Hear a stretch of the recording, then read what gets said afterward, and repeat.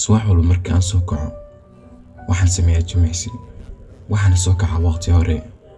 markaan jimicsada kadib wajiga ayaan dhaqdaa, waan cadaystaa,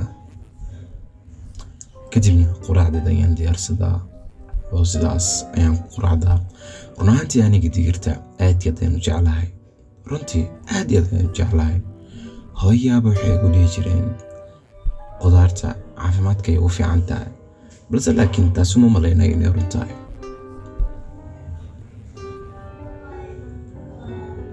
markaan quraacdo waxaan akhristaa buugaag. waxaan haystaa buugaag aad iyo aad u tiro badan. keligii ayaan wax isbara.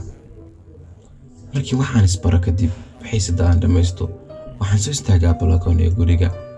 waxaan iska daawadaa banaanka. guriga wuxuu leeyahay balkoon aad u weyn, sidaas oo tahayna waxaan ka jeclaa qaybta sare ee guriga ayaan ku socon jiray. waxaan jeclaa halkaas inaan waqti dheer ku qaato. markii aan qadayana ma aan seexan jirin, waxaan waqti ku qaadan jiray qaybta sare ee guriga ayaan ku orordi jiray. run ahaantii waxaan haystaa cunto igu filan oo digir ah.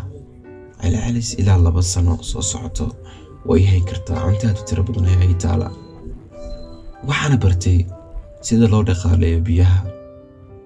waxaa yaalo biyo ilaa in muddo celi karo, sidaas ay tahayna kama maarminaa banaanka aado. waxaad is weydiinaysaa sababtaan guriga ugu jiro waana banaan u bixin iyo halka hooyo aabe ay jiraan. ma baahni maalin inaan digir cuno. waxaan u baahan inaan banaanka arko cuntooyin caadi ah cuno. ayaga banaanka ay joogaan, kor ayayna soo fiirinayaan, waxay sugayaan qof hoos ugu dago oo keliya. taasina waa hadalkii igu dhahday hooyadee aynta allah.